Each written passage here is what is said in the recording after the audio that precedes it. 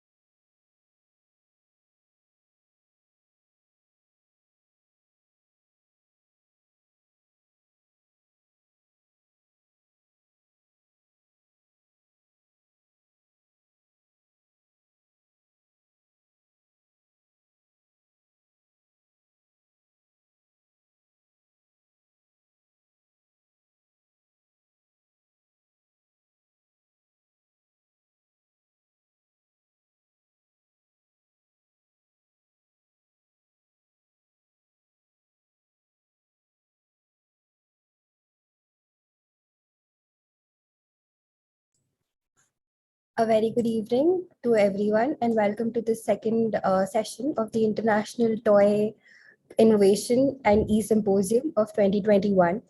I am Hima Sri Dhavla and with me I have Nitya.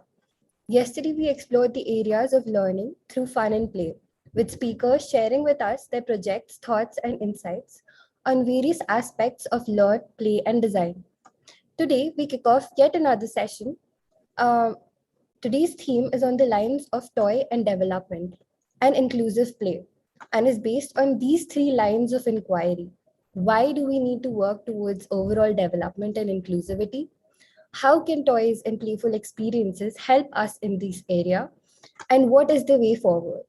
I warmly welcome all of you today to this session. We start off with our first speaker, Mr. Zoels.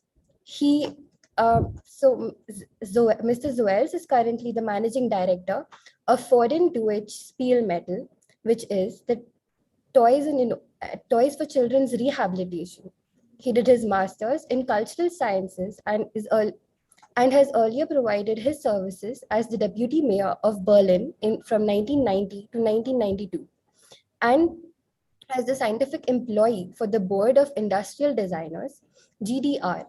He has an experience in managing the UNESCO Creativity Workshop for designers, architects, educationalists, and therapists in various European countries, Mexico, India, and China, which was based on the unique method anchored on learning from people with special needs, developed by him in the 1980s.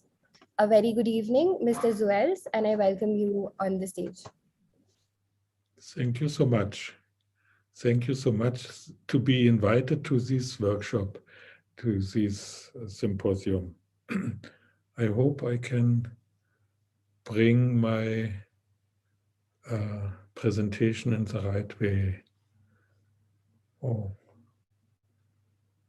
what I have to do to get my... You would have to share your screen. So there's an option below called share screen, a green colored button right at the center. Here.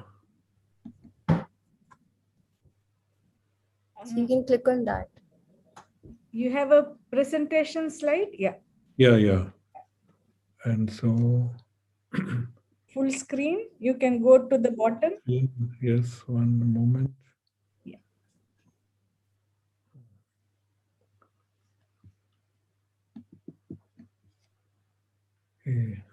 I couldn't. And next to that, at the bottom.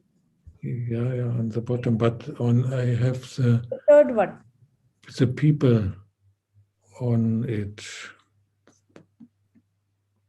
Yeah, perhaps I get it.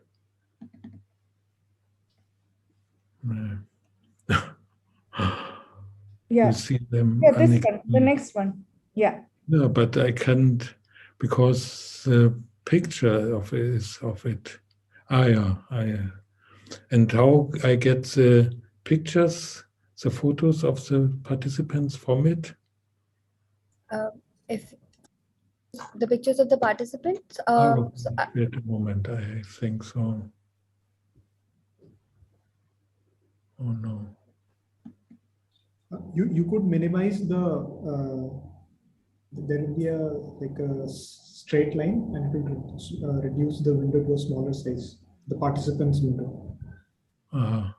Okay, now I think. Now I'm okay. I hope. Now I hope it works. Okay. The subject of section 2 is Toys for Development and Inclusive Play. I start from a different point of view. I start from our method of innovation. The areas of my interest is what is creativity? How does one arrive at new ideas for toys? This question has always been of interest to me, and fortunately, step by step, the answers became clearer. It is necessary to create unique conditions, and one of the best subjects to motivate and to train creativities are toys. And how can we incorporate people with special needs? I was given the opportunity to work for children with disabilities for a period of 2 years and learned a lot from them. Later, I was responsible for building up a training program for designers.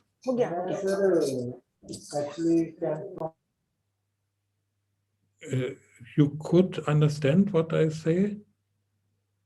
Hello? Yes. Yes, it's great. Yes. Yes, fine, please go. Yeah? Okay. Later, I was responsible for building up a training program for designers. In my opinion, it seemed best to have the designers alone or in groups of 2, spending time with people with disabilities and learn about their abilities and their ways of enjoying everyday life. I witnessed the development from being isolated to an approach marked by acceptance, inclusion, and learning from each other. This way, the participants do really get to know the individual person, see what they can do and what they need, and find out about objects that will encourage their abilities and may even have an extra therapeutic value. And what, on the other hand, is the development in what is the context of the development of design? What role does the user play? And our methodology, understanding people's conditions and creating opportunities to be creative. And you heard I worked a little bit in the political affair. So for me, it's very important how does democracy work? How it is possible to include all people in a way of social justice and equality, and to learn that everybody could learn from each other. Nobody is a nobody. Nobody is a nobody. And so my interest was to study questions of methodology, and the next step was to make the methods available to a large group of academic and non-academic users. And so what we have done. We invited 20 participants from 15 different countries to live in an institution for people with disabilities for 2 weeks, where they develop in this rather short period of time new toys. Our basic assumption, experts with different professional backgrounds can be guided to innovative solutions when they face extraordinary situations. And we were quite surprised to see that completely new ideas for toys were created, based both on the disabilities and the abilities of the individual their work was designed for.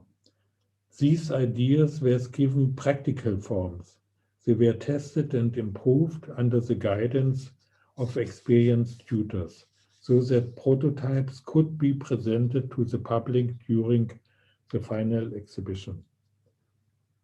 We soon started to invite not only designers with various backgrounds, but experts from a number of different fields to design and produce toys and other objects on their own. Therapists, teachers, engineers, toy makers, and artists, among others. However, the most important partners remain the users, individual children or adults with disabilities.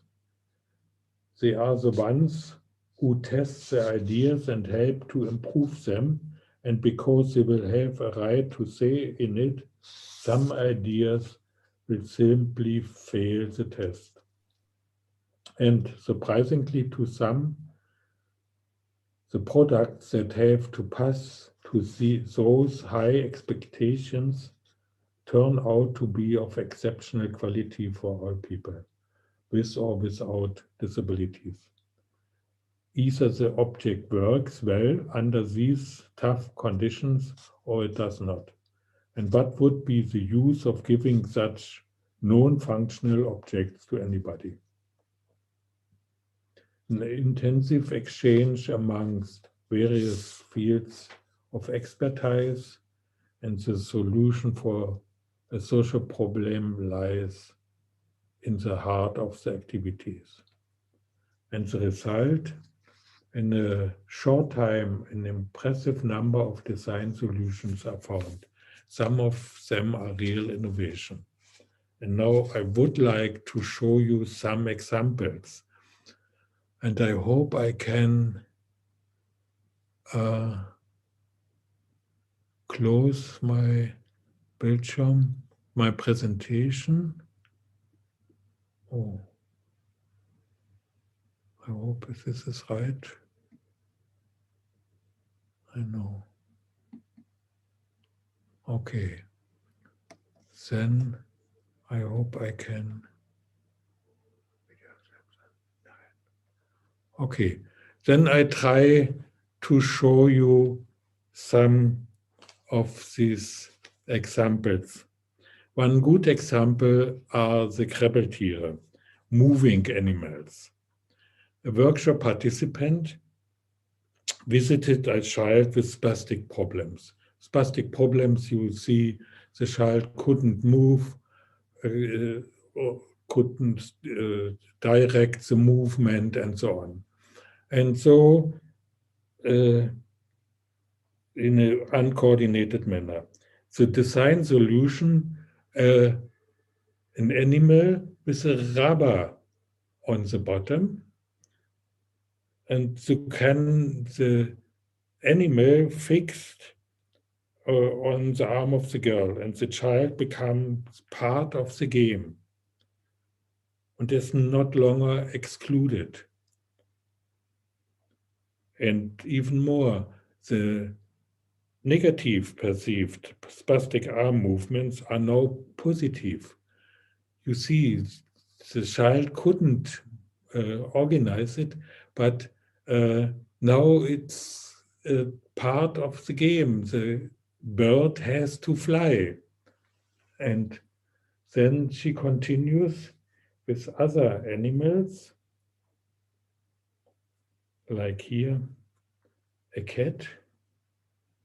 You see, a cat with some fingers in it, and both can talk with each other. The children are try to move their fingers and all the other things.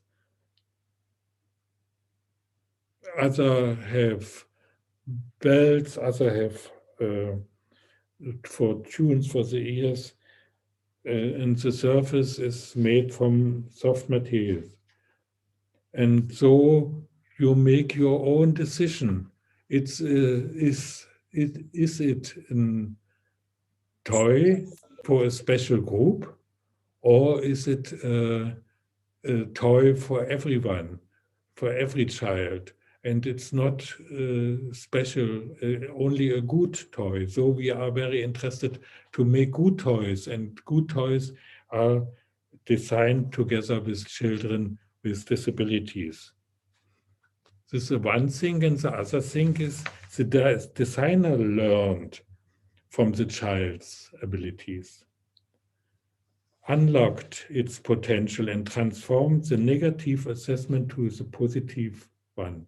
And this is what we think the meaning of the expression inclusion. You have 2 minutes remaining. Please? You have 2 minutes remaining. Oh. Then I would like to go back to, I have such much more things to show you, like this one.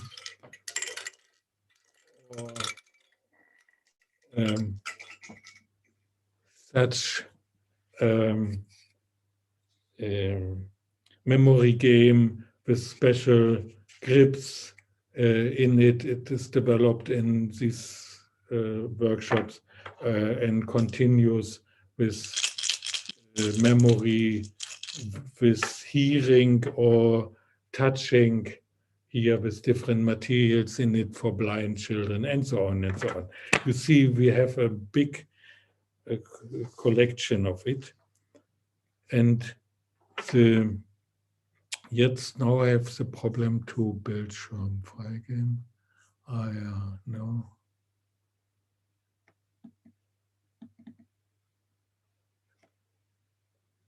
So, wait a moment. Ah ja, here. Oh, now it doesn't work. The next pages. Wait a moment.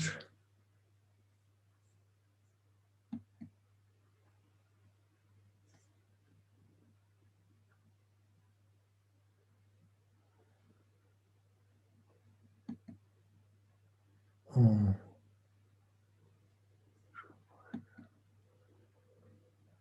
And I hope it comes. It doesn't work. Okay. The contribution. Oh, this is pity that I couldn't. Ah, yeah. Yeah. The contribution to the design profession and education, broadening the concept of the user. Design means grasping the living world and not only intellectually. Disabled people may actually teach the designer a broader, holistic perspective on life and give inspirations for innovative solutions. And the workshop method is an interactive design in a comprehensive sense. Instead of being the object of analysis, the user becomes the subject of this process. And so we broadening the concept of holistic design. Creativity methods include a multitude of elements relating to a holistic perspective. Basically, this is a contribution to the intricate relationship of theory and practices. Relationship, it's very difficult, and so we introduce some aspects of it. During the workshops, the designer is enabled becoming a catalyzing agent, and aspects of globalization are experienced intensively and in a rather positive way. Now I come to conclusion. The toy is, in our opinion, the item with which everyone in the whole world is an expert. Every adult has played.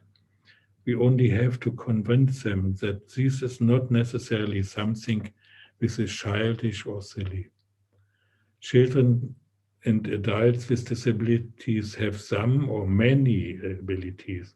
We have only to discover them. Children and adults with disabilities require the highest demands on objects, especially on toys and play materials. Either it functions or it doesn't function. The question is, why should I hand to other children a toy which does not work? This applies in the same way for the development of methods. Here, a great potential which just cry out to be applied to other areas of creativity. Now I have two quotations, one from 1600 from Jan Amos Comenius. Anything that makes learning fun supports the development of the brain. Or quotation of today, enthusiasm is fertilizer for the brain, from Today Man, Gerald Hüther. Thank you. Thank you, Mr. Zols, for such an interesting session.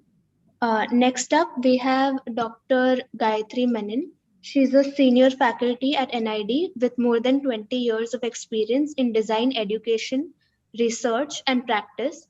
Her interests include design thinking, creativity and innovation, play and learning, systems approach, and design for special needs, and has presented papers and conducted workshops nationally and internationally. for diverse groups in these areas. She has guided many design students on projects related to play, education, special needs, and more. She was a founding faculty member of the PG program in Toy and Game Design at NID. She's a board member of ITRA, International Toy Research Association, and she is part of various expert committees set up by NCERT India for National Education Policy 2020, toy-based pedagogy, etc. She has also worked as a project head designer on projects and heritage craft projects across India. Uh, uh, yeah, Gayatri, you have the floor. Thank you.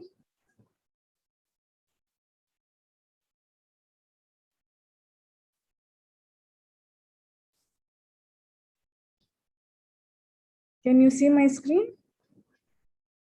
Yes. Okay, so today I am going to speak about design for special needs. And my journey in this area actually started with more than 20 years back when I was working on a design project on developing toys for mentally challenged children. And that was a very intense experience, a 6 months duration of being very closely connected with the children, with various institutions. And later on with the creativity workshops, what Siegfried just mentioned. So as a tutor, I was a part of such workshops, and it really sort of, internalize the whole process and the criticality of developing these type of methods, which can be such good source for design pedagogy. So based on all these experiences, it helped me to develop a course at NID on design for special needs.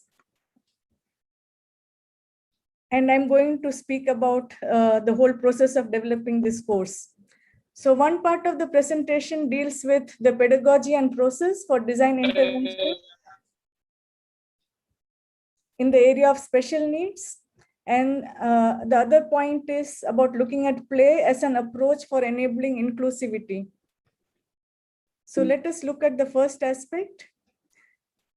I think the most important part when we talk about design pedagogy is we talk a lot about empathy, right? But I feel that to put it in very simple terms, it is about making friends. Yeah, the more engaged you are, you don't look at people with special needs as people with problems. Yeah, they are not objects to be studied. Yeah, they are friends to make. And once you think of them as friends, you start looking at both their abilities as well as, the disabilities. Everyone is differently abled. And I think the first starting point is always about making friends. It defines the overall approach to designing for special needs.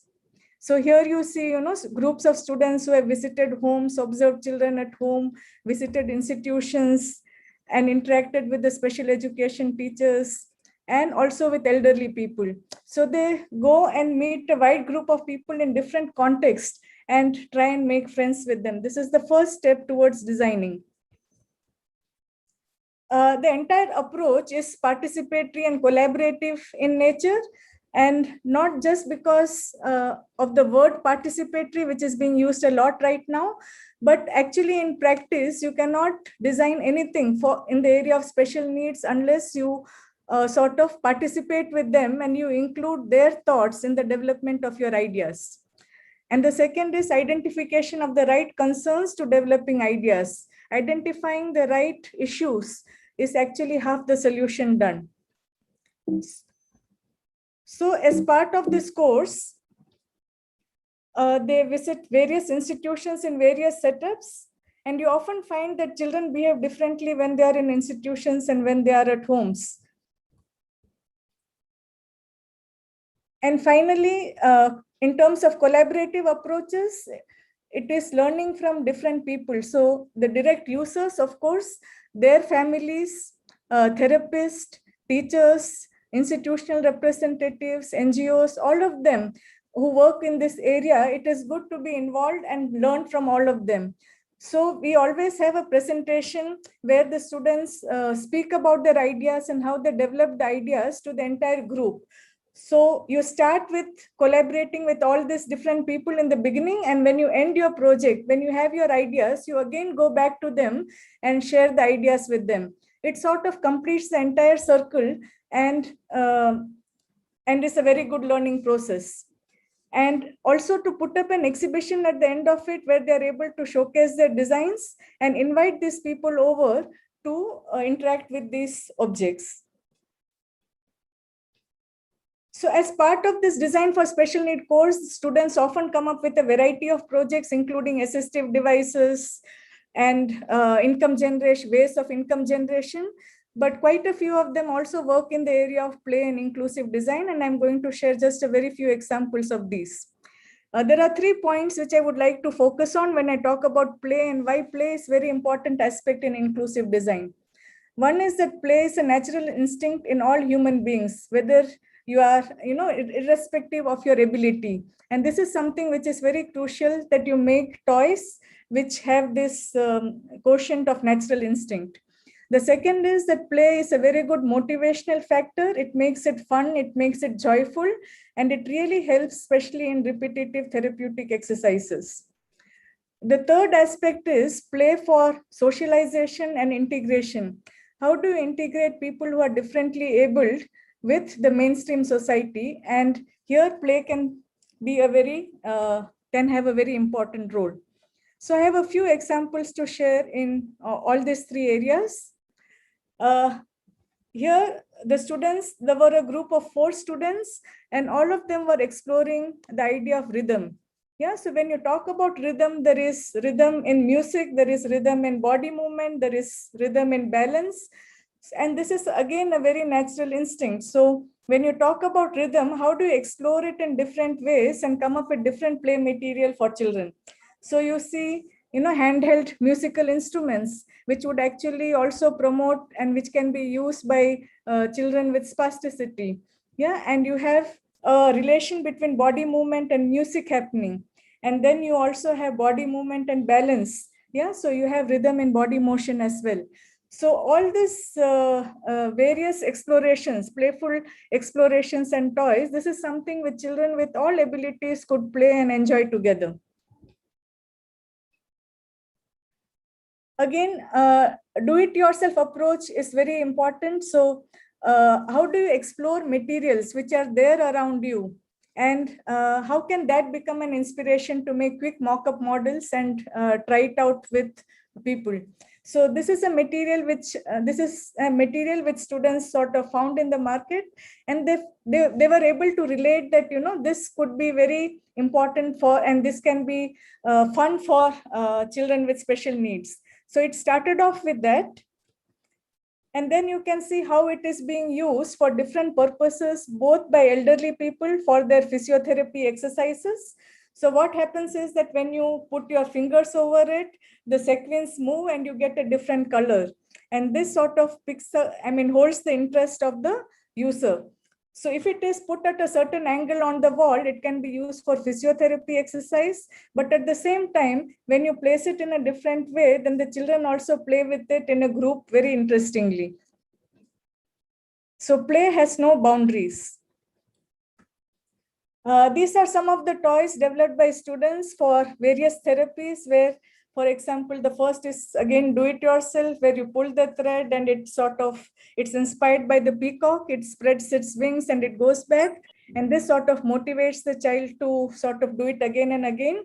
Or you have a storytelling box where you move the grip and the characters keep changing and you can customize the toy. And the third one is actually to develop your wrist motion, where it is put on the wall, and right now it is being used in Health and Care Foundation in Ahmedabad, and you sort of revolve it and it sort of moves. So these are some of the devices which can be used for therapeutic purposes.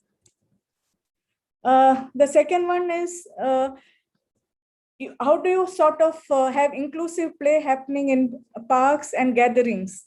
So this is a bridge. The name is a bridge which sort of connects, and it has got various textures and sounds and things which you can do on it. So as you move across the bridge, you can explore various types of materials and mechanisms. And this is something which can be installed in play spaces. So this is a model, but the actual life-size replica of it, again, was funded and set up in the Healthcare Foundation in their main hall area. On the right side, you have a toy which was again developed for pre-vocational training. So it was found that if you want to look at income generation as a possibility for mentally challenged children, pre-vocation is very important. That how do you develop abilities of children to recognize different components, assemble them, develop fine motor coordination. And if you make it as a toy, then it becomes more interesting and enriching for them to learn these activities. So this would be a part of pre-vocational for the teenage mentally challenged teenagers.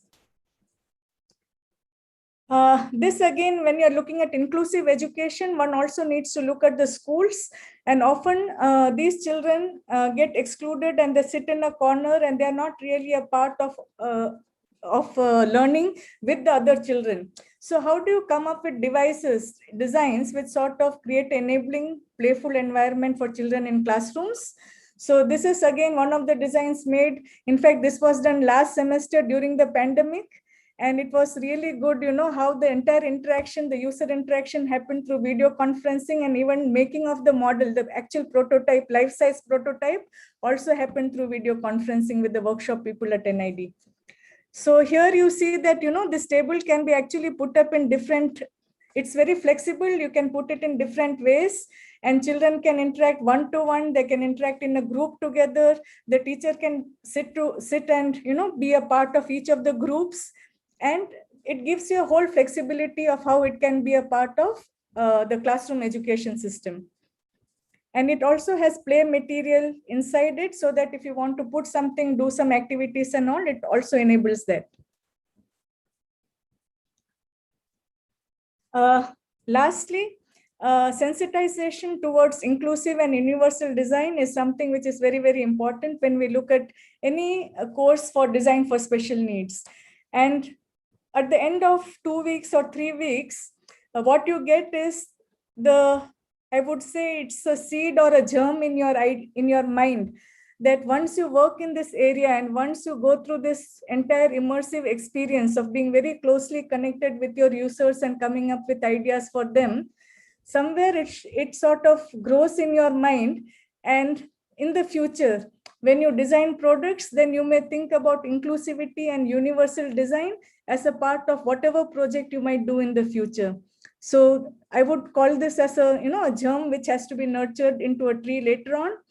And a lot of these students, or at least a few of them, actually not only carry forward these ideas and develop it after the course is over, but they continue taking up projects like this even for their graduation projects and later on in their professional career. So this is something which is very heartening to see. And yeah, thank you all. Thank you so much, Gayatri. That was very thought-provoking, especially incorporating pre-vocational training and giving it thought and the detail. Thank you so much, Gayatri. Next, we have Dr. Romila Soni. She is an associate professor with the Department of Elementary Education with NCERT, New Delhi. She is working in the area of ECE since the last 30 years and has enjoyed her passion. She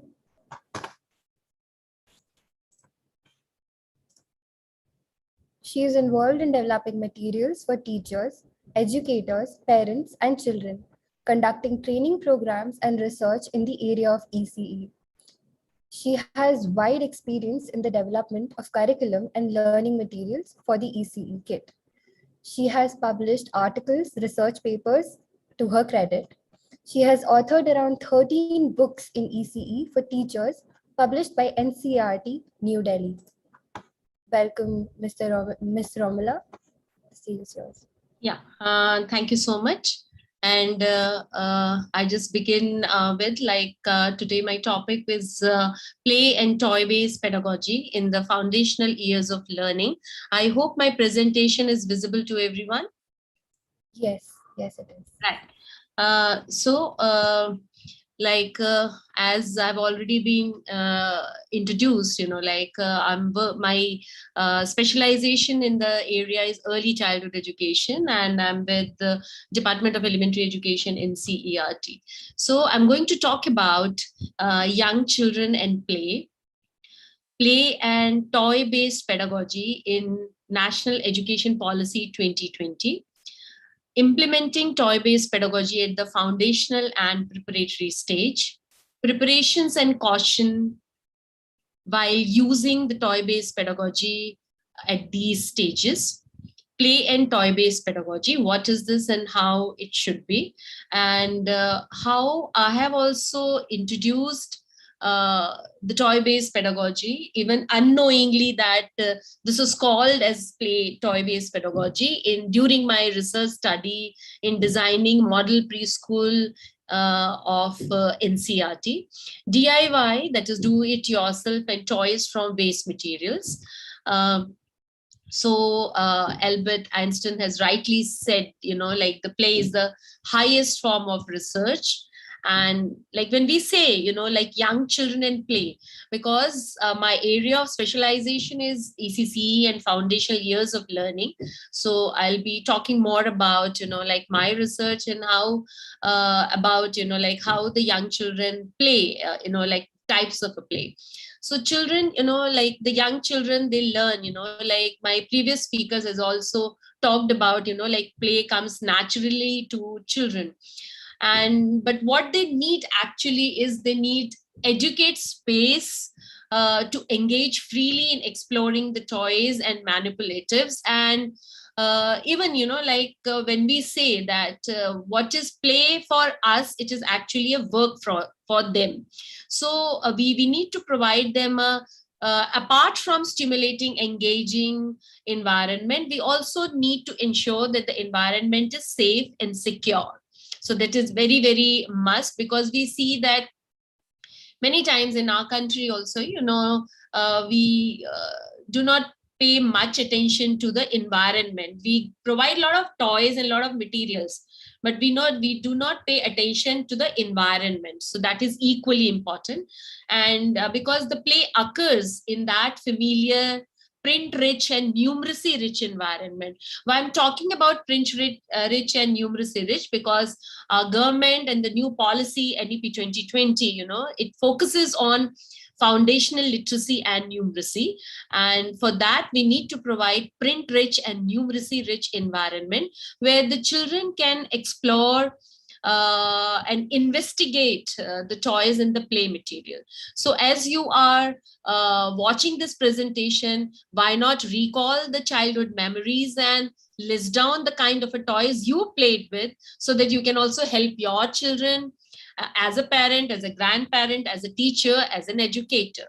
So you actually find that the traditional toys were, actually very, very good. So understanding the child development in toys. Preferably, we always say that provide open-ended toys. Use of multi-purpose, where the child get the opportunity to interact with the material, to interact with the toys, rather than just watching the toy or like battery operated toy. No, like the child get frustrated very easily, because through the toys, through the play, the children learn about the immediate surroundings and the world around him or her, and that encourages the child's cognitive, emotional, linguistic, and social development. And we need to be very, very careful about what kind of materials we choose. Like materials, when we say it is toys, it is teaching learning materials, as well as the materials for DIY toys. And here also, when I'm talking about foundational years of learning, we also need to think about how a 3-year-old child, how a 4-year-old child can be involved in DIY. Because the first question and the first doubt comes in our mind that how a 3-year-old child can develop a DIY. Definitely not. But then can we involve the child during our toy making and craft making things, so that we can encourage that curiosity, we can polish the skills of, rather we should say 21st century skills. So teachers can need to see that how the toys and experiences will support the child's overall development within and across the domains. That is very, very important. And as Dr. Joyce and Dr. Gayatri already said, like toys are indeed a fertilizer for the brain. So I strongly admit and recommend this for all the teachers, educators, that yes, please give toys to the children, but age appropriate and developmentally appropriate toys, not just because that I like this toy very much, so that I should give this toy to my child. So do you know, like robust neural pathways, like actually very busy, where the architecture of the child's brain, is very important. So as I keep on saying, the 4 words, very, very important: exploring, observation, experimenting, and investigating are very important for the young brains. This we call pure play. So allow children to be on their own, because toys are engaging, toys are challenging, and play with toys, as an ECE person, I strongly say, is every child's right. So that's very important. So the childhood without toys is just, like what I can do without toy as a child. So toy-based pedagogy in National Education Policy 2020. Our National Education Policy 2020 strongly says that it is strongly recommended for foundational and preparatory stage. And the photographs which the left side photograph which you can see is, is one of our model preschools, where the children are just, like playing with, with the kitchen toys and preparing some tea for the guest. So play is helpful, very helpful in the language and expressing the thoughts, because mental structures are formed, which Vygotsky strongly say, like use of science and tools and play help in this such kind of a formation. And if you see this particular clip art that, like on the right side, the children are using the blocks as a, as a kaleidoscope and as a camera. So that is, that's why we say observing children's play is actually knowing children. When you observe the children, and assessment become easy. So try to observe children's play more. So we, as NEP 2020 says, we need to focus more on play-based, inquiry-based, and experiential learning. And we need to inbuild the interactive toy-based pedagogy at all levels of school education. Here, what I'm talking is about the foundational stage. So language literacy and numeracy as per NEP will be developed more and better in a joyful manner using the indigenous Indian traditional toy. It will also include the traditional Panchatantra, children's literature, stories, songs, and other health and physical activity. Focus is more on hands-on learning among children, as it will add the thrill to the experiential learning. And because and it is very useful for both, for the teachers and as well as for the children, in specifically because this time our focus is more on foundational literacy and numeracy. So we are actually doing the concept mapping with these, and we are in the process of doing this. So implementing toy-based pedagogy at the foundational and preparatory stage is on the extreme left. If you'll see, this is again our model preschools of NCERT, and where we emphasis more on observation of children's play, so that our teachers can understand our children's development in a better way. And also during the online academic calendar of NCERT, we also have promoted and still promoting, the learning through toy-based pedagogy at home. So this we are doing, we are trying to do that, how we can encourage our parents to do so. And we also encourage the parents as well as the teachers to involve the children in DIY, and that is DIY toys and waste material.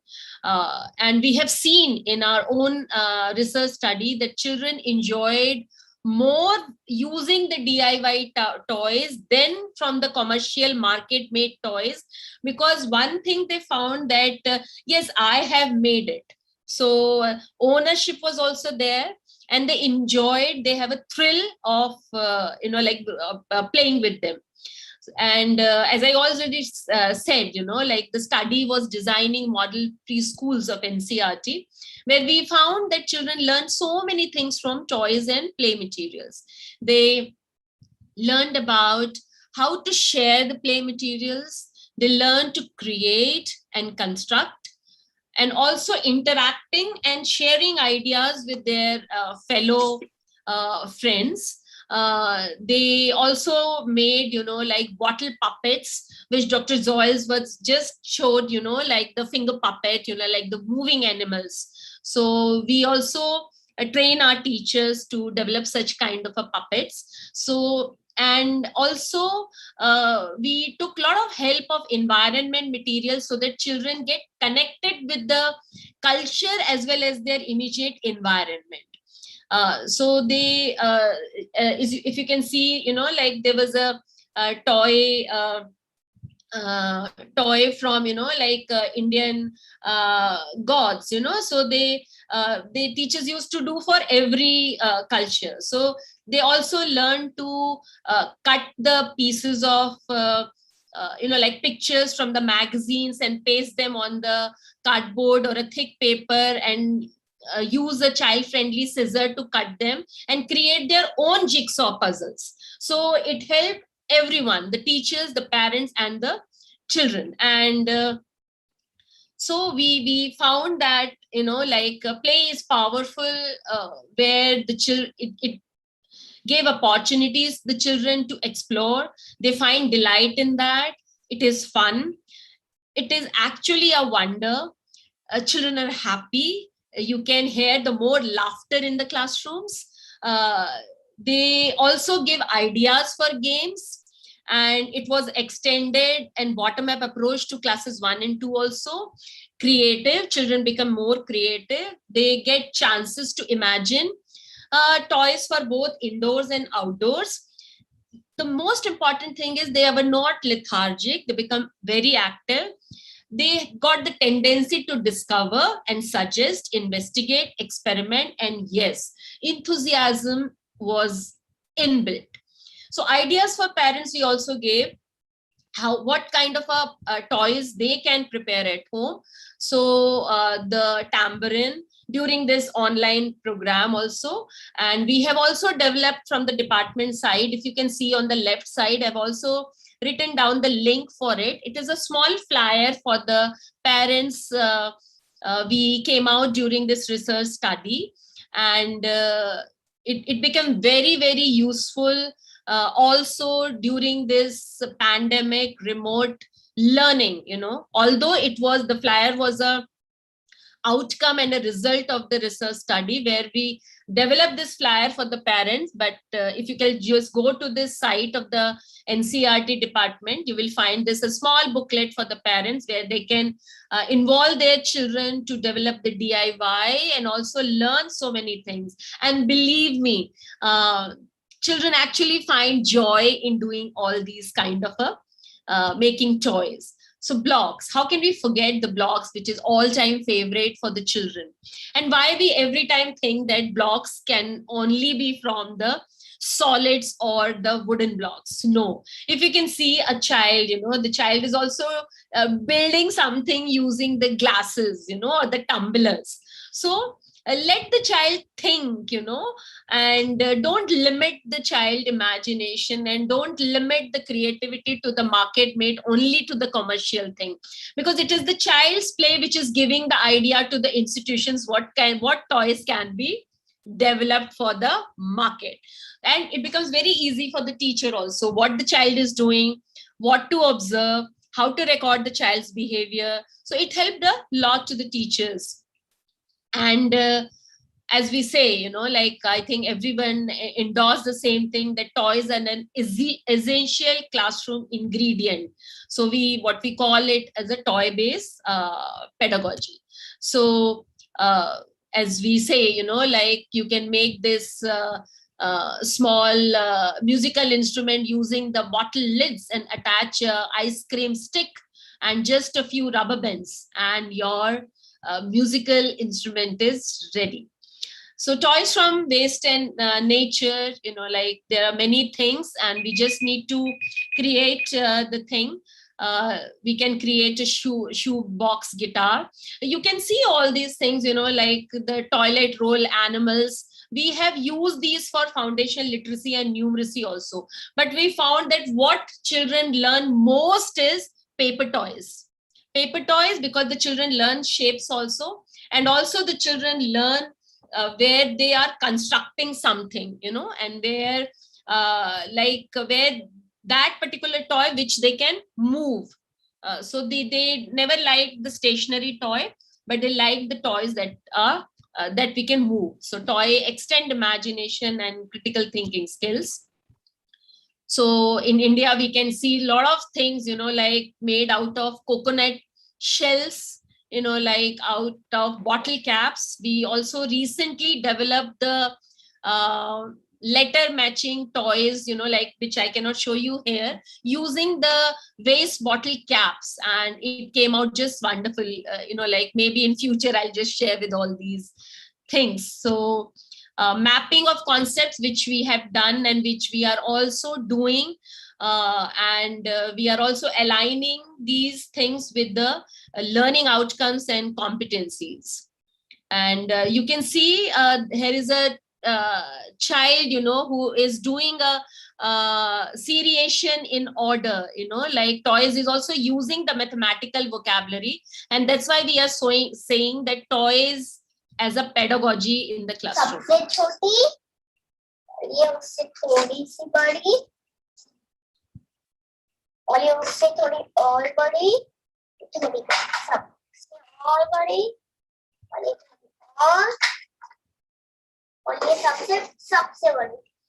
So you have seen that the child was using the mathematical vocabulary. This is the smallest car. This is a little bigger than that. And this is a bigger, and this is the biggest. So which is our achievement, like the purpose is solved, that how toy-based pedagogy can be used for the overall development of the child, and how it can be very, very successful in the classroom processes. So, but what we want while using TBP is keep the toys easily accessible and duly labeled if we want our children to learn better and faster. Labeling is very, very important. It enhances the foundational literacy. And have toys repaired and use non-toxic material. Do not keep the broken toys. Avoid battery-operated toys that are not challenging enough to stimulate thinking. And the lastly, and the most important, I'll not say the least important, don't impose your ideas onto the children. Include more and more and more DIY toys. So that's where I end, and I will see, have you ever heard children saying, in the classroom, when you give the toys to the children, they'd say, oh, today was a wonderful day. So that's why we say, let the young children find joy in toy. So thank you so much. Thank you so much. Thank you so much, Rumila, for that very engaging presentation. Next up, we have Noshita Sahu. She's a toy and game designer from NID. She has gained 6 years of experience working in the international toy industry like Hape, Educational All, and FirstCry.com as a professional play and concept designer. She has also been currently exploring Indian toys and educational industry catering to play and development needs for various target user age groups. Her areas of interest are futuristic toys, game design, consumer-centric products, material, research and development, product development, play, edutainment, and disability. She is currently the senior product designer at firstcry.com. You have the stage. Thank you so much for the introduction. I hope I'm audible, clearly audible. Yes. Yeah, you're audible. Okay. So yeah, today, like most of the speakers has already covered a very detailed aspect of special category. I would like to take in my presentation a walkthrough for intensive designing approach to the product for special needs. My project was in collaboration with HAPE, and I chose a specific project as play design for special children, coming for a very special outcome for company as well, and also as my self-interest. So it is very intensive project when I began the project, but it was more likely I have covered an overview presentation in this. Starting with Hape as a company, we know that they are majorly into wooden toys, originated in Germany, but their factory set up in China. I had to cover company's aspect also to deliver a product line for them. Had to target that, had to also understand what company is looking for in this particular domain. So I did a little bit of research in their mission, philosophy. They are more likely into, value, empathy, and sustainable toys. After that, reading to our initials of understanding the company's expectation, I went to China in their infrastructure, being a part on a RIVE project. This was the company visit overall as their workshops, HR department, design department, and overall this is how the setup is of the company. Later, it was very important for me to understand what kind of a material they were using. It was majorly focused on wood materials and child-safe materials, which is water-based colors, plastic, high-quality plastic, metal, rubbers, and some very good quality of cloth. It was very important to be very focused in the project because I had to deliver an outcome, applying the design process in the project from both the perspective, from the user perspective and also from the company's perspective. I divided my process into 4 to 5 stages, which was initially to understand a company from a very broader perspective, from their basic core identity and to the market study. Secondly, then I've covered most of the disability part as a broader line, then just shorten it to the intellectual disability and then detailed research. After that, it was very important for me to do a comparative analysis, understanding the user much in detail. As an intellectual disability, I covered the normal children as in comparison to validate some of the facts, testing some of the case studies, deeper studies, focus studies, and also testing some of the happy toys, existing toys, practicing their own experience centers which they have developed there. Some comparative studies done later on to draw some conclusions. After that, I've done some research also on the therapeutic aspect of it. What are later on what happy demands as a need outcome and what's the SWOT analysis to overall project. Later concluded with the ideation, some concept development, prototyping, and final product. Now I took a focused disability, which was intellectual disability. Why I choose that? Because it was more reachable. I understood that it was more reachable as an intellectual disability. Kids are more reachable as a practical user understanding. That was one approach. Plus also this is a vast area where lost of solution can also be worked out, even from the company perspective.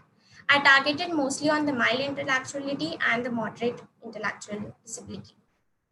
After that, I was directly into the contact of school. This was my user age group focused area. So this school was introduced mostly, which has been also supported by HAPE, as lot of initials, some of the workings are already going on with the company, and they are for their PR and social, they were collaborated with school. Majorly, this school had 5 classes divided, and per classes they have 2 teachers. Initially, since I was Indian and the cultural context was very different for what I had presently, for me, it was very important to understand these kids on a very observative perspective. So I initially, since I don't wanted children to be, be very different behavior than the normal routine, I just observed them from a very generalized routine. Teacher helped me to adapt the place with some few days of my being as a visitor. After that, children were more adaptive to me and they were quite familiar with me, and I started my intensive research on them and a user study. Mostly which I observed in initial part of my study was they had catered to some of the life maths, since intellectual disability is majorly little delayed than the normal children on their life skills learning, some academics learning. So also they had focused more on the practical activity as well. So it was a very defined school which covered most of the daily life learning which a child could be exposed to be a more capable children. Then I broadened, since it was 5 classes, I had to broaden I have to just focus my user group. So I've categorized into class 4 and 5 as my major focus group, user group. After that, I noticed, because the teachers also validated that these kids are under mild and moderate intellectuality, so I can go ahead working with them closely.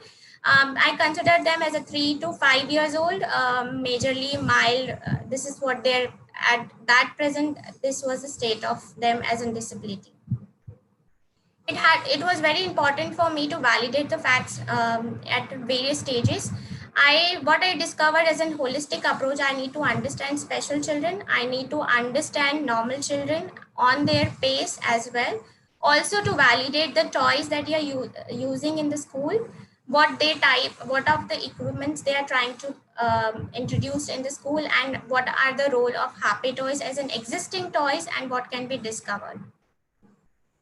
So in a holistic perspective, I trying to observe, interact with these kids on major domains like thinking and learning, how they are thinking, what is their learning pace, how they react to certain situations. So on their daily routine, I used to observe them closely. On an academic learning, I used to see that what type of a learning has been introduced to them. Majorly these kids are able to achieve 1 to 5 numbers, but most likely some of them cases can achieve up to 10 numbers, which was kind of difficult for them to learn. Cognitive development, yes, this connects with the life learning. In their school, they used to introduce them the practice of self-learning, eating, and how to adapt the life skills on the go. So this was a very good exposure that being given in the school as well. They also used to initiate a lot of physical activities for the children to have overall physical movement in their body as well. And then there was more 3 aspect, that was coordination and motor learning, how they are responding to this particular domains. Physical activities I used to observe, and social learning I have observed them in this particular domains overall. I draw later, I studied more on the toys, what kind of a toys these kids are being exposed to. So mostly in this school, there was donation. Some of the schools can try to adapt some special needs toy, but hardly they could find some right appropriate tool for the kids. Then there was very important to understand Happy is already a big company. They are developing toys for the children, but it's more likely to be a normal children toys. I wanted to question myself that is the Happy regular toys is doing justice to these kids? How are they responding to this kid? To draw a conclusion that are these toys appropriate for these kids or not, or whether it's a situation where we should make a new toys for them. So I could find out that there was still a lot of difficulty and a gap between the toys and the children responding to it. Ultimately, the solution came up that we should look for an approach for their specialized toys. It was very important to draw the clear needs for both the classes. Hopefully, it was more likely to be going into the detailed aspect of it, like the academic learning, self-expressions, how to make them develop their senses, mostly on the speech and language, peer-to-peer learning, and what are the tools that can be easily accessible to them, which are more likely to be on the path of step-by-step learning, easy guidance and instructions. So I redefined my brief. I had to come out with the ideas. I defined that why not, keeping all the holistic approach in mind, we design something which is more one-on-one learning for them, which is daily life appropriate, daily life learning, simplified education tools for them, and which can be accessible with teachers as well, and can be used in the school, in the premises. Obviously, it will also cover some of the instructions, multifunctional, and should have simple to harder stages. These were initial conceptualization, which initially, because of the time constraint of the project, I initially get on to making a prototype and trying the prototypes quickly for a response. It was if you remember from the academics, the children were learning to write numbers. It was very important for them to give the right tools because their motor skills of writing is very difficult than the normal children. And also they needed a lot of extra support from teachers and their grandparents at school to at least start holding a pen and writing something. So why not provide them a tool that is more focused? They can be self-engaged and then they can keep writing, and some very user-friendly product which can be, you can just insert You a page have and 2 more minutes to go. okay, thank you. So just very quickly, I'll wrap it out. This has a lot of shapes. Everything is covered in one product, and then teacher can use this product. Quickly, it was a testing to check the product is going into the right direction. We could realize that the self-achievement, the children were happy, more engaged, and more guided. Second was more into the lines of creativity and color. It was very important for them to have an association at each and every stage of learning. Even if you consider color, introducing color as in color, they have to associate it with the word. Then there has to be associated with the real color. So I have designed these parameters for the teacher using as a tool in their school, so that it's much more easy for them as a real life learning. After this stage, then they are introducing an object with the same color of association. Moving to that, then they can actually do the coloring of it, and then they can do a 3-dimensional, like a 2D stencil of the same product object. So this defines to them as a teacher with a guided method of how to use this tool for a school. Later on, the validation check of the product, how the childs are responding. Last product was mainly focused on their real life. Children were very difficult in holding out the chopstick, as it's their main element of eating. So why not introducing something which gives them a play and first practice on this and then go to a real life learning. This was my experience overall, from taking the feedback from all the point of view, from the company's aspect, from the school aspect, and covering. I learned a lot of things during this time, understanding the cultural context, and this project was featured in HAPE as in complete report, and they were very much interested in taking this project forward. I was also participant in some social causes in China as well, published in newspaper. And last 2-3 years, I'm working with First Cry, mostly on a home-based solution as an activity kit products. A couple of ranges has been come into the market, and you can see some of them is here, which are theme-based product. Some of the exciting user expressions on the same product. And I'm expecting more products to come in the market in some months, which I'm working on currently, but I've been eventually not able to disclose those projects. But looking forward to deliver the project. Yes. I think, thank you so much. Thank you so much, Noshita, for that beautiful presentation and walking us through your design process, detailed research and insights with HAPE in the area of special needs. Thank you so much. Next, we have Chavi Mantri, a toy and game designer from NID. She has been working in the area of design education, board games, designing educational board games. She enjoys working on projects that create even a very small impact on the bigger problem that needs solving. She has worked on projects for early onset autism and dyslexia with a hyper focus on smaller problems within the whole spectrum. Good evening, Chavi. Stage is yours. Yeah, Nashita, can I just share my screen? Your screen is still sharing.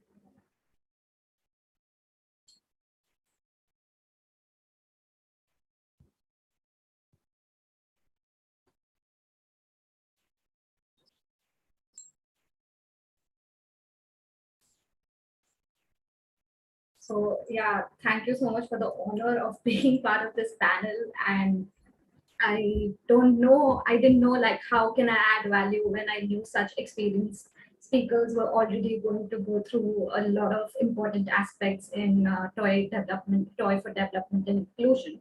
So I thought I would just give my 2 cents on what I feel where inclusion plays a role in our society right now, and how as a designer we should have an outlook over creating some inclusive toys or play experiences. So, like just to shed a light on why I feel inclusion is very important is because I do not want to say that it's just inclusion in terms of including people who are differently abled and people who come from who require who have special needs attention requirement, but also an understanding that inclusion is important in terms of socioeconomic factors, in terms of your gender, in terms of various other aspects which form a society. And I find this image really interesting to me because we often understand inclusion as equality. And in that understanding, we create barriers for everyone because we treat everyone exactly the same. And in some scenarios, it is obviously really good to do that. But in various scenarios, these end up creating more barriers than opening ways for people to learn. And from equality, if we go towards equity, where we do focus at the outcome, which is equality as an outcome, but we end up treating different segments of the society differently. And it still doesn't solve the problem of inclusion. And that is why the third part of this image, where inclusion is a reflection of not just equality or equity, but rather the creation of equal opportunities. So where the opportunity is created and leveraged enough for everyone to have the same experience. And as with that understanding of inclusion, I moved to inclusion and play, and over years of my not years, like with my limited experience, what I have understood with projects that I generally do is that like a lot of people really pointed out that play is every child's right, and play is something which is really important in development. Play is important for learning. Play sort of solves all your problems that are actually being encountered in the education sector at various stages due to the traditional practices. So if play is so important for development and learning, then why should a certain part of society not have access to it?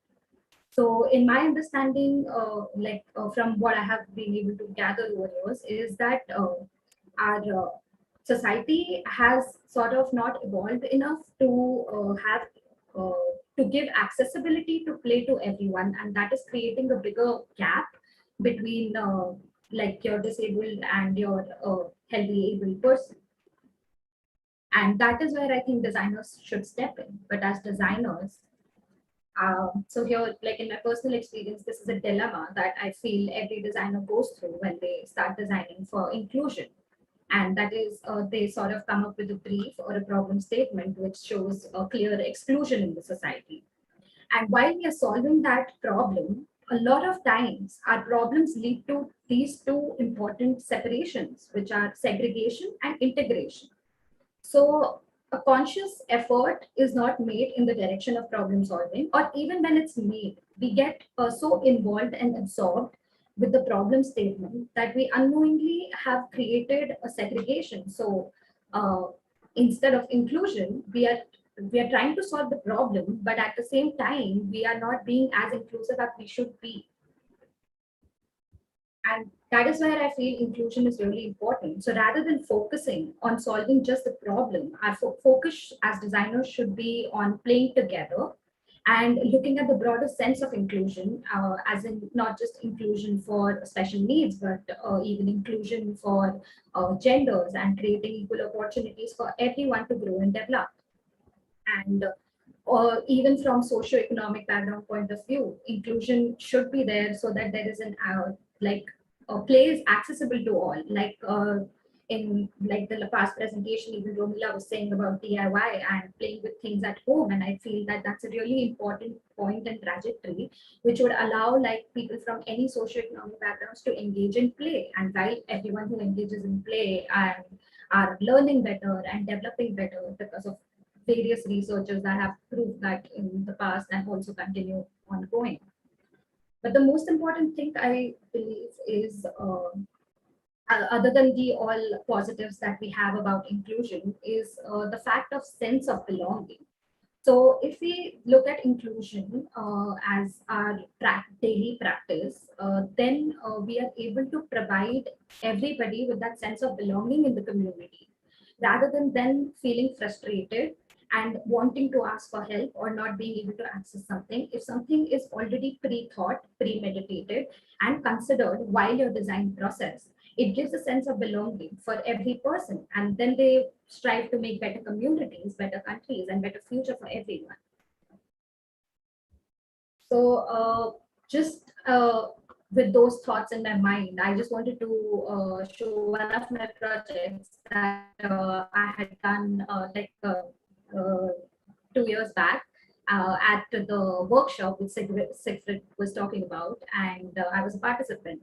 And we had to visit a school for early onset autism students, and the whole process of getting to know them, putting yourselves in their shoes, and learning and co-creating with them gives us a sense of understanding their problem better, but also a sense that it's not just them alone or them against the world, but we need to start designing playful activities or play where it is something which is more focused on playing together.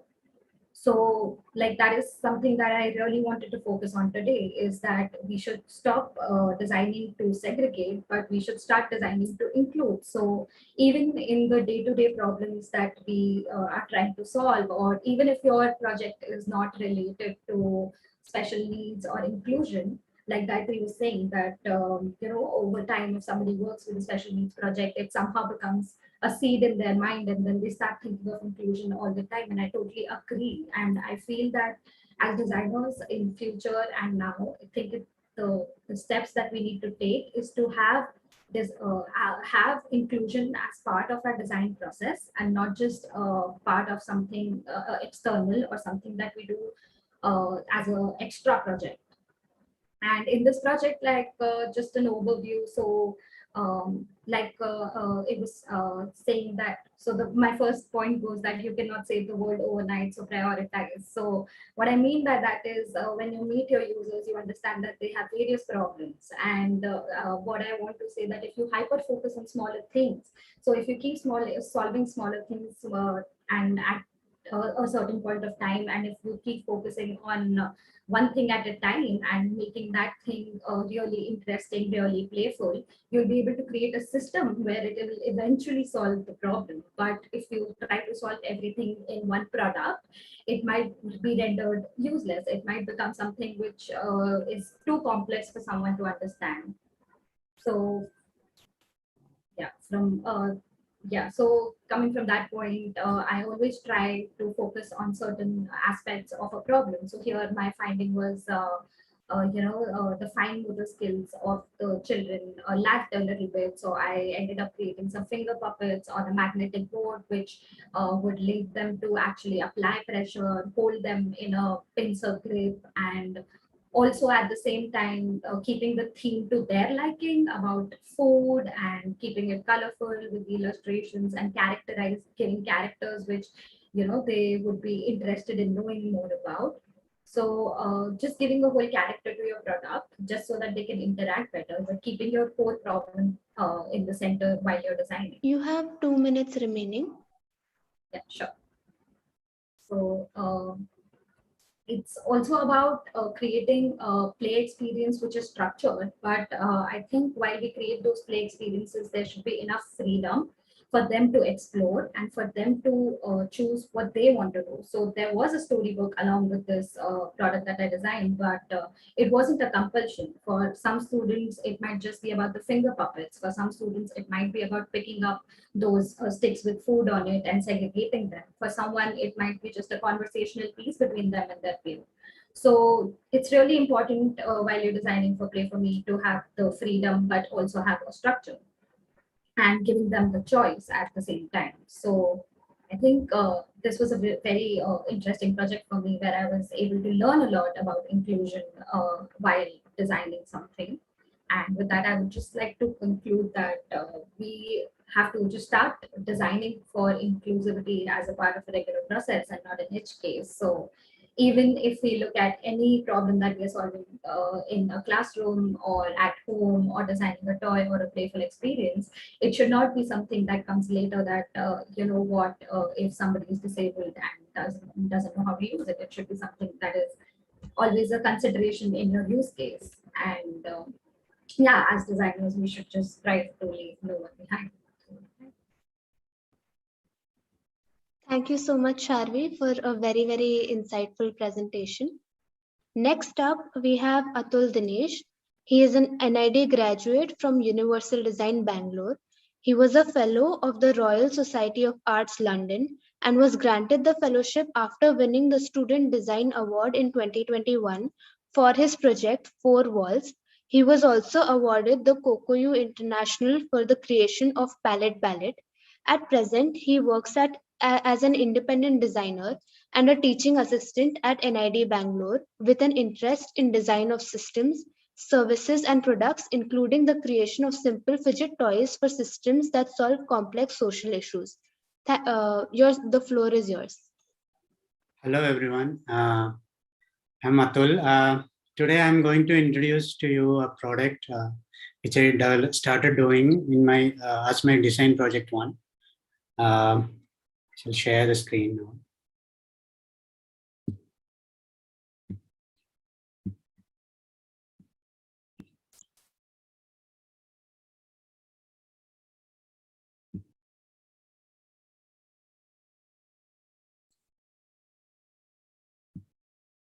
Yeah. So the name of the product is Palette Play. Here I was trying to develop a painting kit which would help children to express themselves without having any previous experience in art or drawing. So this was a part of our first design project in the course of Universal Design. So Picasso has once said, every child is an artist, but the problem is to remain an artist once we grow up. So with this, I started looking at the problems that I had in my childhood. So when we are children, we were so free. We could do whatever we wish to do without any rules, and we were so curious. We were asking a lot of questions, and but later on in our life, we were given a lot of instructions. We were asked to do stuff that elders or adults wanted us to do. Slowly, the curiosity and asking some stupid questions to adults. So these things, became less and less as we grew up. But I was thinking in such a way that in a society we should follow certain rules, but in expressing oneself in a painting, how could this be possible through design? That was a core aspect and the starting point of this project. And as we grow up, the biggest problem is we start dreaming small, and we start restricting our dreams, our aspirations, because we think that we won't be able to do certain things because somebody else says so. How can we get rid of these thoughts through expressing ourselves? And that's how the project started. So the dream for me was to make a painting kit that's devoid of any boundaries, which will set free the beautiful mind of the child in creating paintings or drawings, etc. So I was focusing on self-expression through painting.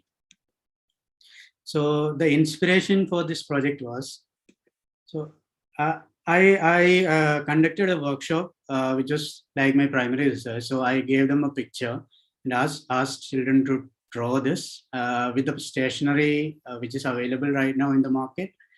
And you can see children slouching down, sitting in various different positions and trying to draw this.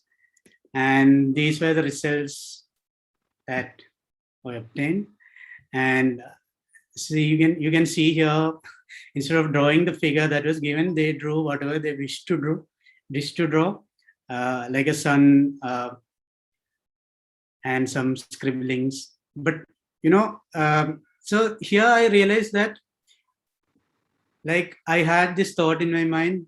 I realized that we shouldn't ask them to draw something if we wish to produce self-expression from them. So it should be devoid of rules. So initially, during the workshop, initially they started drawing the horse, but later it changed to something else which they wished to draw. And so to validate this, I explored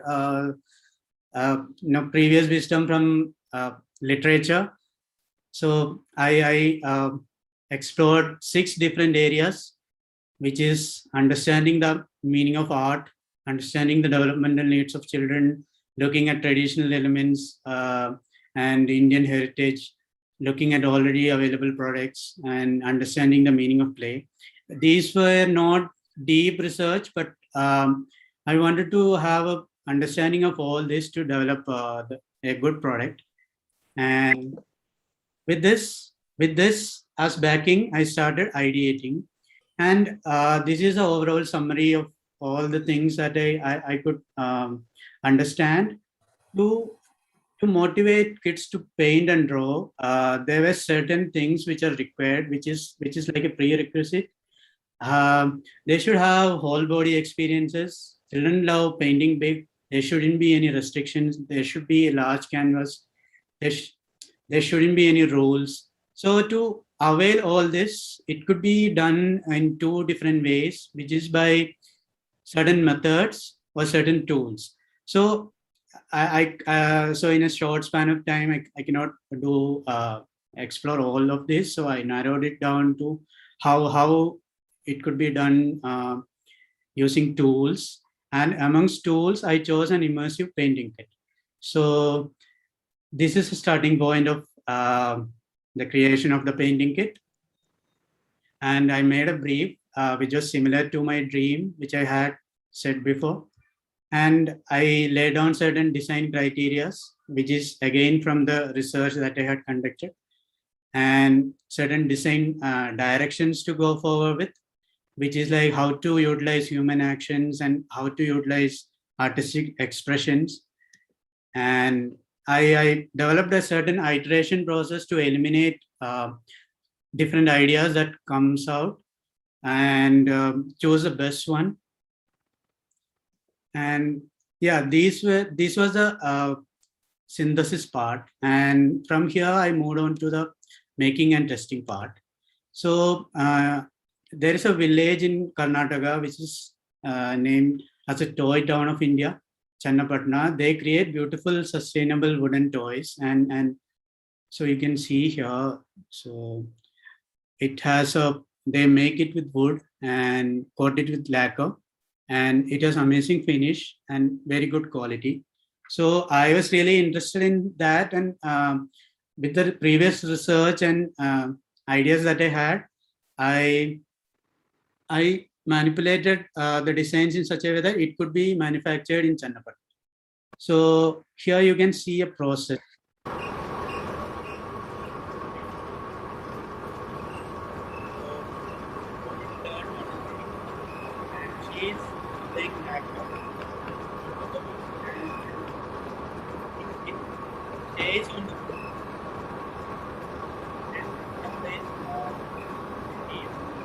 That paint is the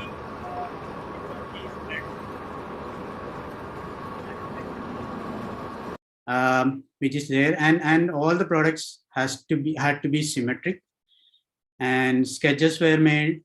So I finalized on these designs which could be manufactured there, and most of them, as you can see, it's symmetric, and but keeping all the research and all the design criteria I had in mind. The designs were not restricting my core objective, and these were the final ideas, final design drawings that I had. And after manufacturing these, it looked like this. So essentially in a painting kit, there are three components. One is the color storage, the second part is a mixing part, and third is the applicator. So I chose color storage in such a way that it is really close to the nature. It took some abstract form of objects from the nature and the corresponding colors.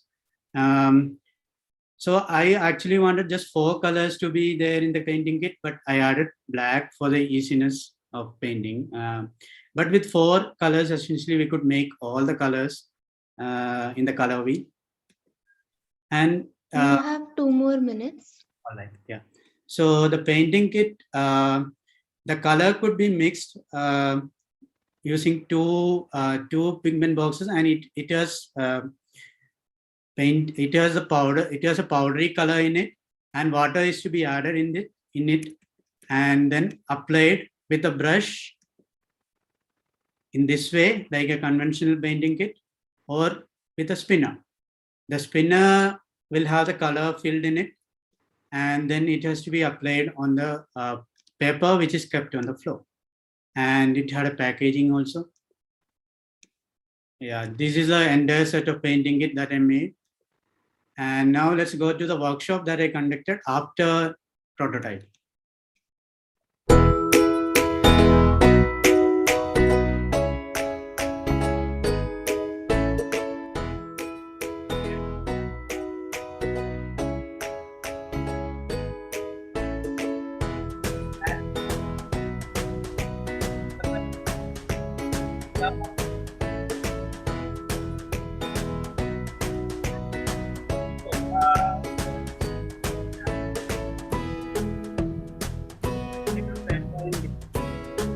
I am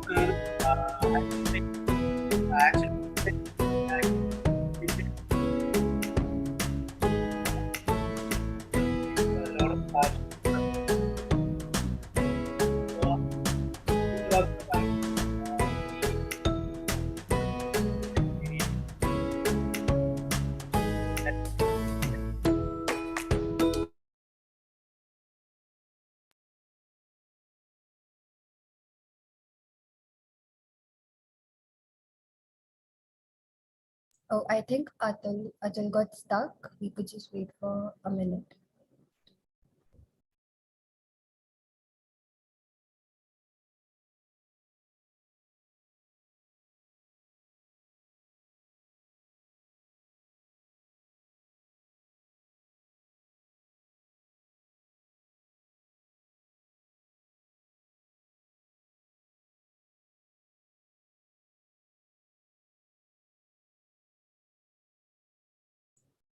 I think he dropped off the call. He must be reconnected. So there was a problem with the internet connection. So that is essentially all. So this design was selected in the Kokuyo Design Awards in 2019.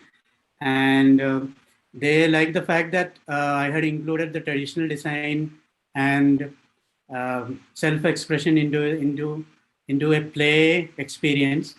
So yeah, I had a beautiful experience in creating this with the artisans, and with a lot of help from my friends and faculty, I was able to do this. Yeah.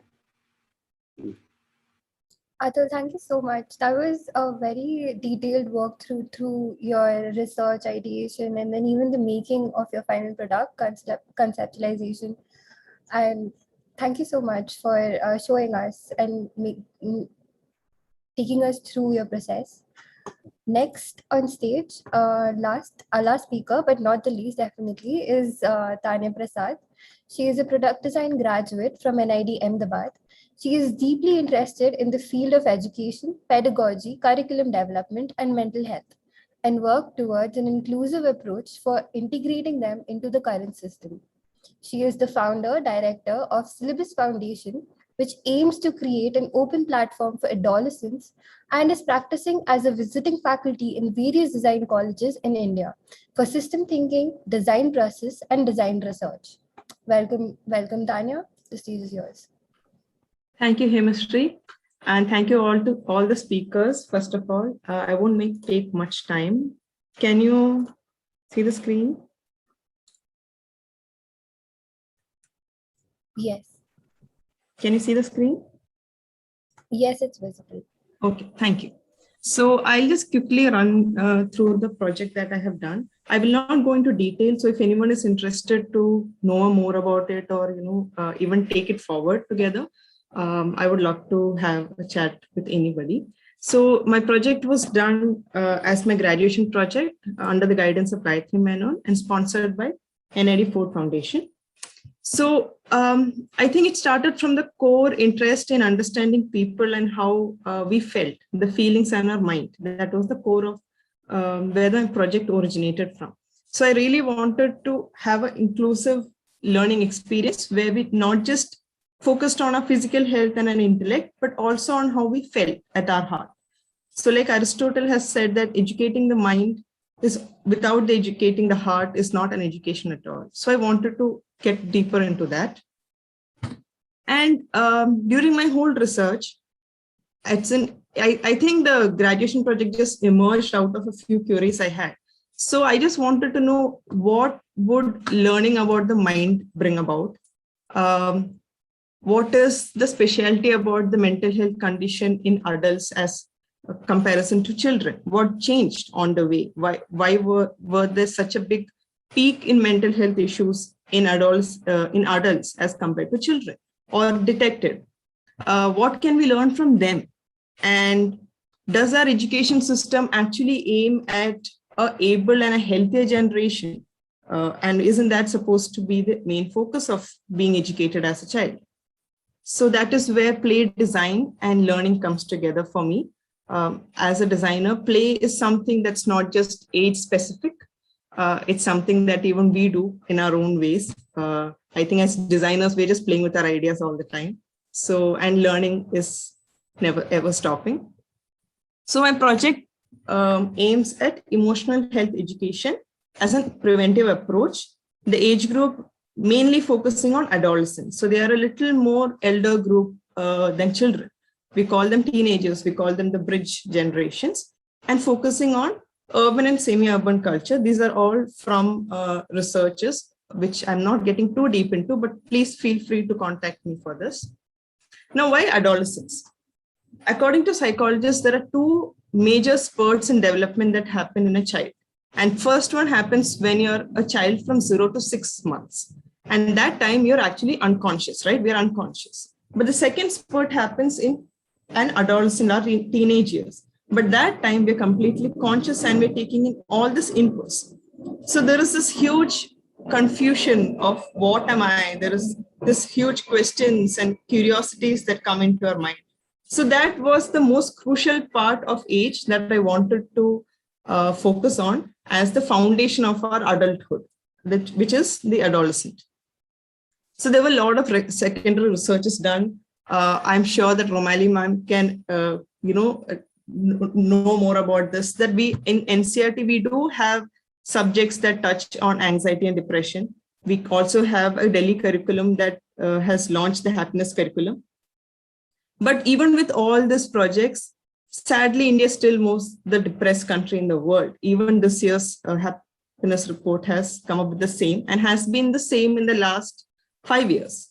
So I did a lot of secondary research to understand why do we have emotions and what is the role they play. Is being emotionless actually a good thing?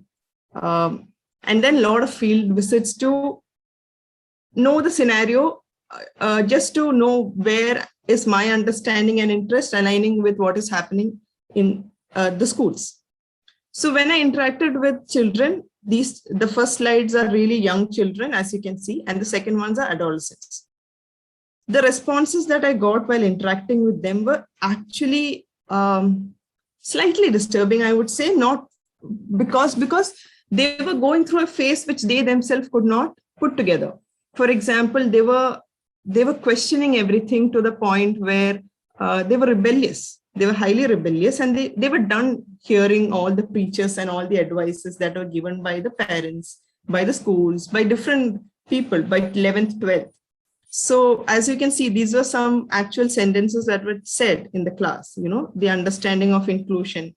Within themselves, they had such differences of groupism. And a survey was conducted just for me to have get an idea. And these were the responses that I got. So there were children who said that they have learned how to suppress anger and fear. There are children who said that they felt alone. And this is just a half an hour session that I had with them, where I told them what is emotional health, if you know what is physical health. And that whole discussion led to this questionnaire being, so there are kids who feel that they're very bad, they're a bad boy, they feel lonely. As you can see in this jar, someone was actually writing in loud caps that I need someone who could listen to me. And this is an 8th standard kid. 8th standard kid that was feeling this. So I did a survey with adults to know how many of us have gone through an emotional health exposure in school education, and do they think that response was highly supportive of the fact that it should be taken forward.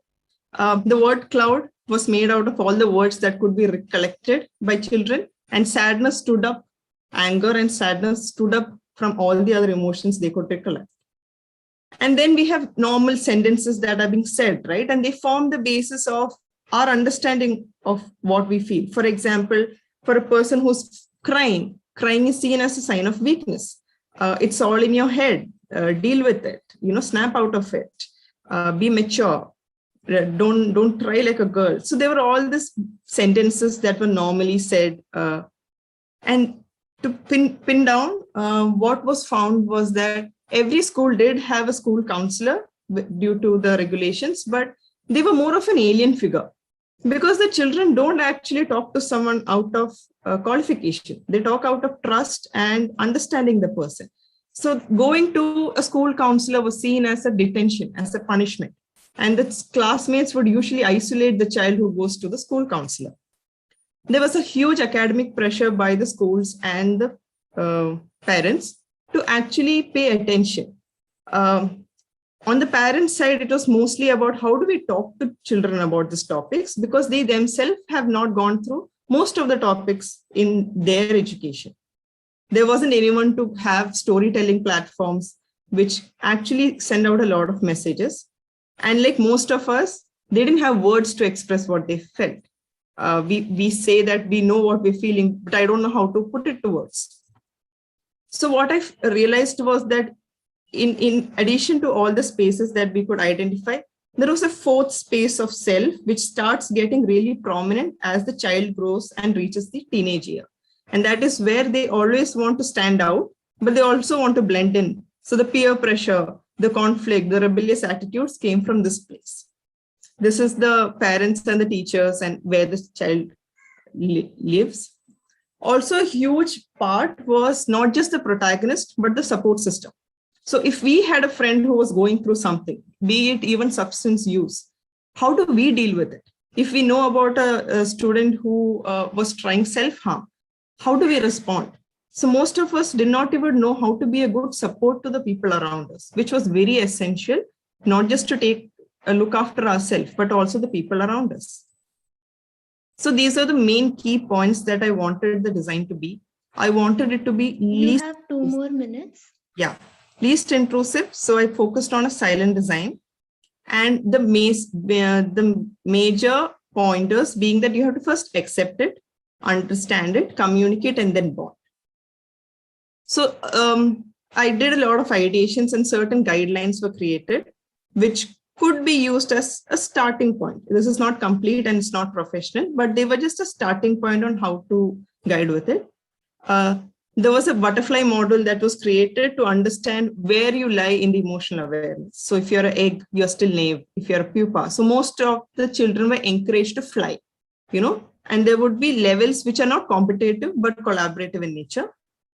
This was a conversational kit that focused on having a conversation from the least critical topic to the most critical topics. A game that was designed, this is based on Junto's wheel of emotion, and this was superimposed with the emotional vocabulary. So when and as the child would learn to put the jigsaws together, he would also understand the words and the meanings. This is to increase the emotional vocabulary. And an installation in the school which does the same to increase the emotional vocabulary. The more you know, the more you can express emotions. And if you remember, as children, we had this notebook on the last page, we used to keep scribbling. So that was a space that was identified as a very personal space, the last page of the notebook. So I wanted to redesign the classmate notebooks where the children would not just be exposed, but they would also be interactive and doodling on those pages. So and with each notebook, they would get a new set of information. So no one was buying it for them, but they would buy it themselves. The stakeholder responsibility is on them to choose and discover. And then we launched the idea of the magazine, which was the out of syllabus magazine. The intention was that we needed a frequent exposure of certain topics among adolescents. We currently have books for children, and then it's a big jump to Reader's Digest. There wasn't any magazine that talked about a lot of topics which are difficult to talk about by parents. So we have the magazine running right now, and it touches on every topic, starting from laws and rights we should know as children, to body positivity, to inclusivity, to gender roles, to mental health. And these are all told in the medium of storytelling by children. So there isn't anyone who's sitting and clearly defining all this. We are all sharing our experiences and we get an idea of the scenario. So the idea is to break imperfection. The idea is to look beyond competition and to look into a collaborative way of creating a community of children that become healthier in the next generation. So I hope we all stay healthy mentally and physically. Thank you. Thank you so much, Tanya. Accept, communicate, and bond. I think those are the words I'm going to take back from this beautiful presentation of yours. With that, we come to an end for today's session. So we come to an end of today's session. It was truly inspiring with play, stories, games, and reimagining learning. On behalf of the team, I would like to say thanks to all the speakers for their enriching presentations and discussions. Also, a big thanks to the participants who attended this session with us today. We have a third session on the 28th of September. Do join us as we explore celebrating indigenous craft, toy craft traditions in India.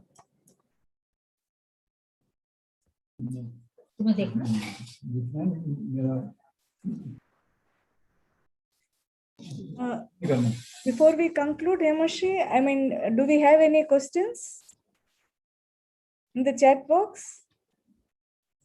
No questions as of yet, but yes, no questions as of yet. But I think Tanya was saying that if she would like to be contacted further so she could, if there's anybody interested, they could contact Tanya with her information. No, for all the speakers together.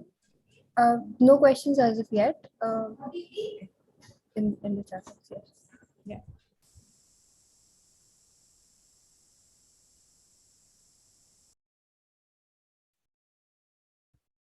Yeah, so then we can conclude. Yeah. Yeah. Thank you, everyone. And we meet on 28th. Thank you so much. So much. Thank you. Thank you.